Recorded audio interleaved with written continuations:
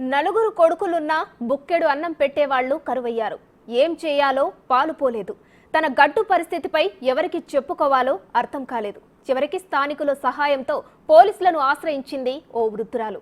తన కొడుకులు తనకు బువ్వ పెట్టడం లేదంటూ ఎస్ఐకి రాతపూర్వక ఫిర్యాదు చేసింది ఆ పెద్దావిడ. ఆమె ఇబ్బందుల పట్ల పోలీసులు స్పందించారు. కొడుకులతో మాట్లాడుతామన్నారు.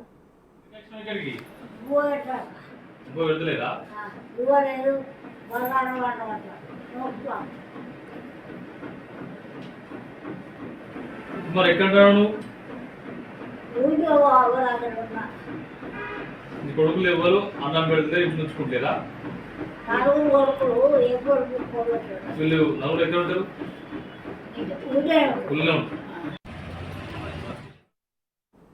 కరీంనగర్ తిమ్మాపూర్ అలుగునూరులో నరసవ్వ అనే వృద్ధురాలికి నలుగురు కొడుకులు ఉన్నారు.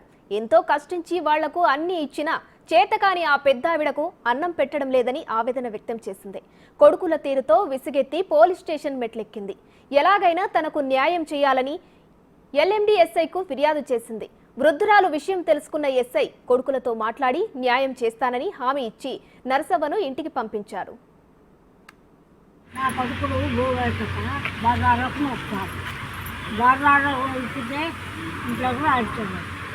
బుక్క బువ్వ పెట్టుకుంటే వాడంతా హాఫవురా కన్ను కల్లి అని లోకం అంటారు. వాడైనా బాకీ అక్కడ పొలం 20 గుంటల పొలం ఉన్నది. నలుగురికి ఇండు ఇచ్చినా, నలుగురికి ఇండు కట్టినా బాగా పోయింది.